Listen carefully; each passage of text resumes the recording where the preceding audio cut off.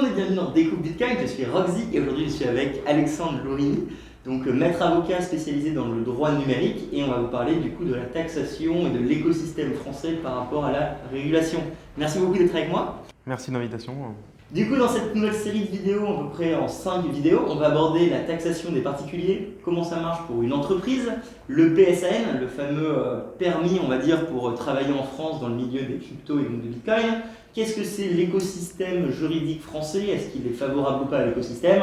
Et on terminera par votre aventure donc, dans tout ce nouveau milieu, qui est quand même assez jeune, cet écosystème en plein boom, avec donc, votre cabinet Orwell et qu'est-ce que c'est le futur, on va dire, du métier d'avocat. J'espère que ça va vous plaire, n'hésitez pas à vous abonner, liker, merci beaucoup à toi d'être ici, et c'est parti. Attention, si vous tombez dans le terrain du Bitcoin, vous risquez de regagner votre liberté. Alexandre, merci beaucoup d'être ici. Peut-être que tu peux commencer par te présenter pour nos auditeurs qui ne te connaisseraient pas encore. Je m'appelle Alexandre Lourini, je suis avocat au barreau de Paris et j'ai cofondé le cabinet Orwell Avocat avec deux associés, William O'Rourke et Romain Chili, que je salue évidemment. Et on a cofondé ce cabinet en fait début 2018 après le constat de l'explosion des cryptos. Les cryptos étaient quelque chose qu'on suivait depuis longtemps, notamment mon associé qui était très impliqué dans ce secteur depuis un moment. Et avec l'explosion de 2017, on a commencé à constater un début de professionnalisation et une attention beaucoup plus importante des régulateurs sur le sujet, que ce soit en matière fiscale, et on va en parler, ou en matière de régulation financière. C'est pour ça qu'on a décidé de fonder ce cabinet qui s'adresse justement aux acteurs de ce secteur, que ce soit des sociétés ou des particuliers. Très bien, du coup comme tu l'as dit, en effet le milieu des cryptos, je pense que vous le savez, explose. Aujourd'hui on est dans une sorte de phase d'euphorie, clairement, le marché monte très haut, il y a beaucoup de personnes qui rentrent. Également, du coup, on a énormément de particuliers qui sont rentrés dans le milieu et il y a une question qui revient très souvent et je pense que vous l'attendez, c'est comment ça marche d'un point de vue taxation, donc revenu par rapport aux cryptoactifs et Bitcoin. Pour un particulier, qu'est-ce qu'on doit déclarer? Comment ça se passe? Alors effectivement, c'est une question qui revient tous les ans, mais encore plus cette année puisque l'année 2020 et le début de l'année 2021 sont quand même de belles années pour ceux qui ont investi dans les cryptos. Pour les particuliers, il faut retenir deux choses. Ils vont devoir déclarer si ils ont des comptes d'actifs numériques ouverts à l'étranger ou s'ils ont réalisé des plus-values ou des moins-values l'année qui précède celle de la déclaration. Donc là, pour 2021, ils vont devoir déclarer des plus-values s'ils ont fait des cessions imposables au cours de l'année 2020.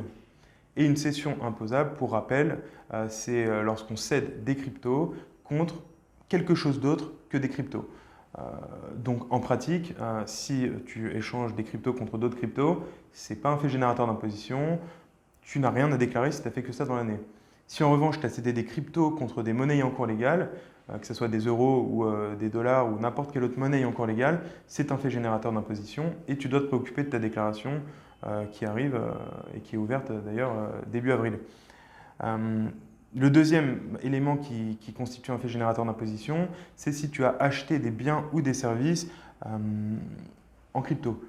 Donc, par exemple, si tu as acheté une Tesla pour faire suite à l'annonce d'Elon Musk, si tu as acheté une Tesla en Bitcoin, ça génère l'imposition des Bitcoins que tu as utilisés en paiement de cette Tesla. Pareil, si tu payes des honoraires de ton avocat en crypto, c'est aussi un fait générateur d'imposition de ces cryptos. On est d'accord que ça, c'est aussi bien si tu fais un paiement en crypto, donc directement avec ton portefeuille, mais également si tu utilises une carte dite crypto qui permet de faciliter les paiements. Oui, absolument. En fait, sur les cartes, il y a deux manières de fonctionner. Soit c'est un système un peu de top-up, et donc là, il y a une cession en fait, en amont des cryptos que tu déposes, tu les transfères en fiat pour ensuite pouvoir les utiliser en paiement. Pour ce type de carte, le fait générateur, c'est vraiment au moment du changement, de l'échange, de la cession. Et celle où on a un dépôt en crypto et une conversion au fil de l'eau en fonction des paiements, il faut considérer que le fait générateur, c'est à chaque paiement. Ce qui est d'ailleurs un peu plus complexe puisqu'on a plein de faits générateurs, même des faits pour des achats de 2, 3, 4 euros. Donc ça rend la chose complexe. Du coup, de mémoire, cette taxe, elle est de 30%, peu importe la quantité qu'on vend? Absolument. En fait, la taxe est toujours de 30%, c'est un taux forfaitaire. Ça comprend l'impôt et les prélèvements sociaux. C'est 30% par contre de la plus-value. Ce n'est pas 30% du prix de cession. D'accord. Donc ça implique d'aller calculer ensuite la plus-value. Parce que si on a acheté fin 2020 10 000 euros de crypto et qu'on vend 20 000 aujourd'hui, on ne va pas être imposé sur 30% de 20 000. On sera imposé sur 30% de 10 000, qui est la différence entre la vente et l'achat. Et la grande nuance que beaucoup de gens oublient et qui est un petit peu compliquée, c'est qu'on prend l'ensemble du portefeuille crypto et non pas simplement les bitcoins qu'on vend. Donc une personne qui détient autre chose que les bitcoins, comme je ne vous apprends pas trop à faire, on va dire, doit faire cette plus-value par rapport à un ensemble de plus-value latente en fait. Exactement. En fait, comme tu l'as dit, il ne faut pas calculer la plus-value sur la crypto qui est cédée. On ne fait pas prix de vente moins prix d'achat de la crypto cédée.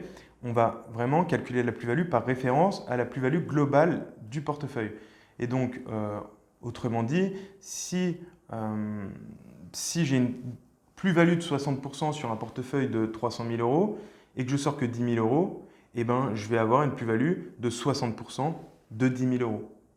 Ouais. Voilà, tout simplement. Alors même que j'ai cédé des stablecoins, par exemple.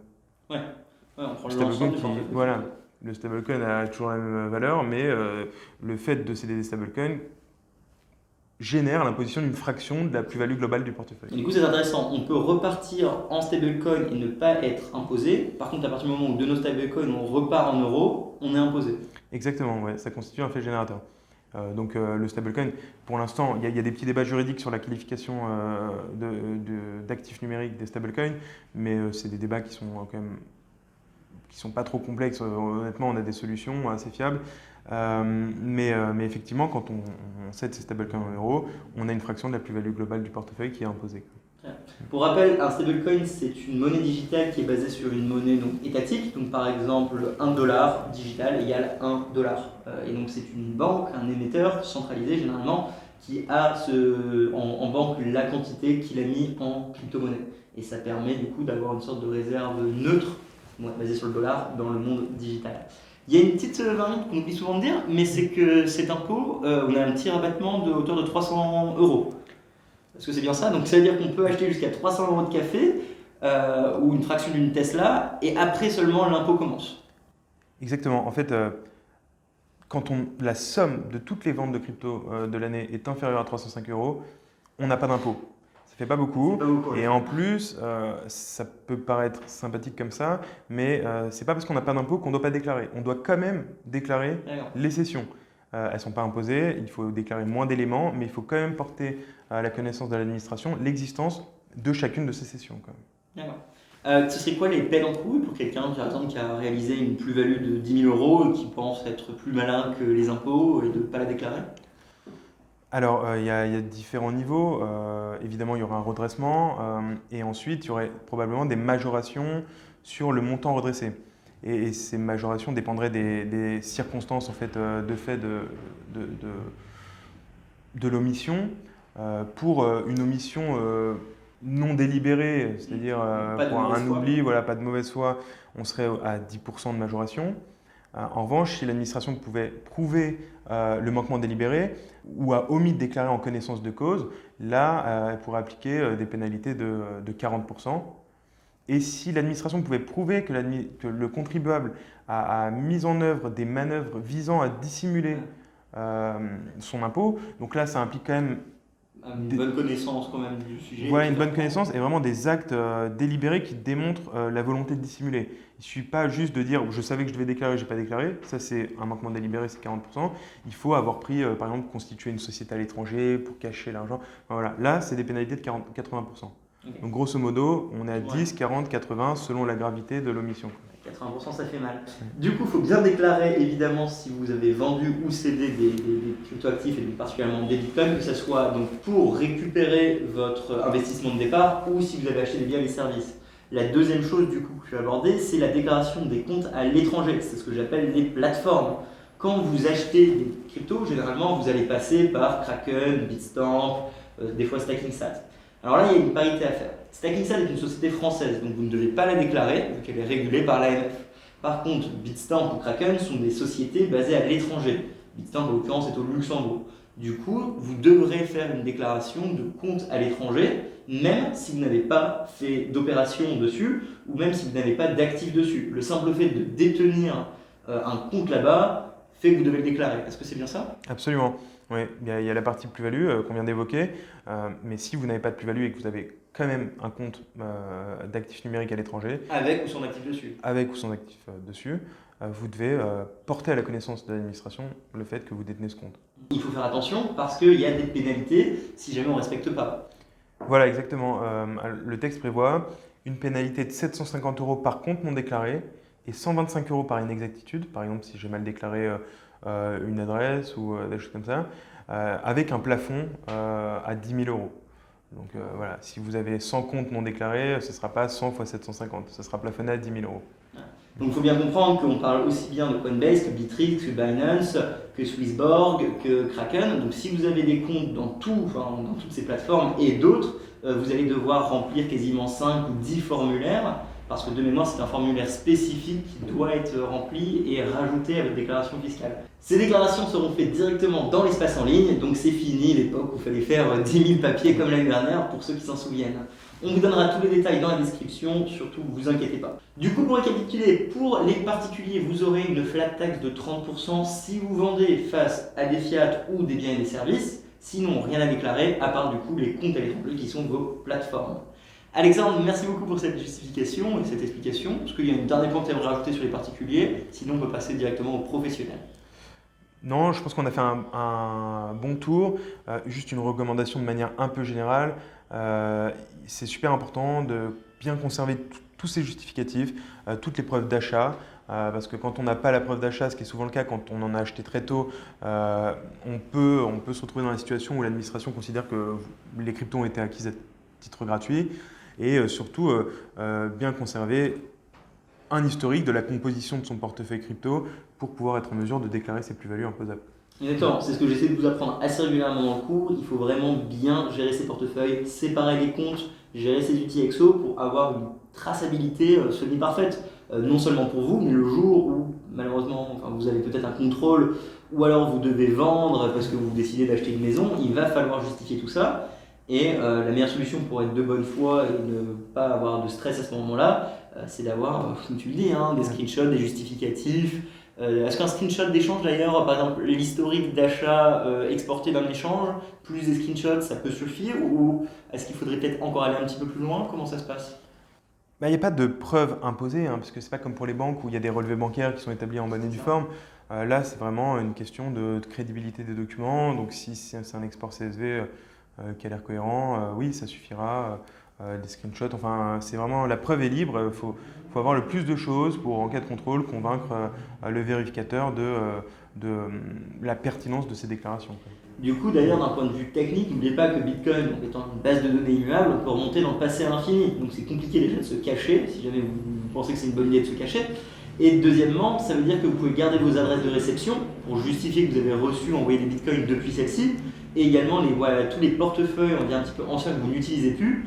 Ça ne sert à rien de jeter la clé privée. Vous devriez toujours garder vos clés mémoniques parce qu'un jour ou un autre, ça peut être utile d'aller récupérer les Xpub pour des justificatifs.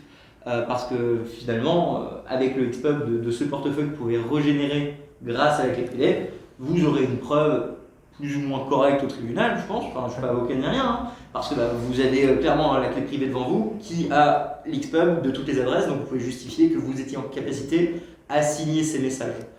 Je ne sais pas si ça tiendra en cours, j'ai un bon avocat avec moi. Non, oui, ça tient. Honnêtement, les blockchains publiques, pour la traçabilité, c'est quelque chose qui devrait convaincre un juge. Il faut être en mesure de prouver qu'on est bien le propriétaire de l'adresse. Voilà. En tout cas, si on veut prouver que tant de bitcoin a circulé par telle adresse, c'est une preuve qui est quasiment incombattable. Super. Merci beaucoup pour toutes ces explications pour les particuliers. Encore une fois, vous trouverez tous les liens dans la description. Je vais vous faire un petit PDF des familles qui ira bien. On se retrouve directement à la prochaine vidéo pour la fiscalité et donc un peu plus l'aspect formel des entreprises. Alexandre, merci beaucoup d'être avec nous aujourd'hui. Si cette vidéo vous a plu, n'hésitez pas à liker, vous abonner et partager. C'est la meilleure façon d'aider. Vous pouvez également mettre la cloche pour être notifié quand je publie une nouvelle vidéo. Si vous avez la moindre question, posez-la dans les commentaires. Alexandre et moi, on va se faire un plaisir de vous répondre et on fera un live pour y répondre dans la partie 5 de cette série sur la fiscalité et la réglementation du cadre juridique crypto et donc Bitcoin en France pour 2021. J'espère que ça vous plaît. Si vous voulez découvrir la base par rapport à Bitcoin, il y a toujours un cours Teachable complet dans la description pour vous accompagner dans vos débuts. Sinon, je vous vois la semaine prochaine pour une nouvelle vidéo où on va aborder la partie 2 de cette série avec la fiscalité des entreprises et le cadre juridique des professionnels. J'espère que ça va vous plaire. À la semaine prochaine, je suis Roxy. Salut! Tout le monde doit devoir faire un choix dans le futur. Adopter Bitcoin ou l'ignorer? Ça va être lequel le vôtre?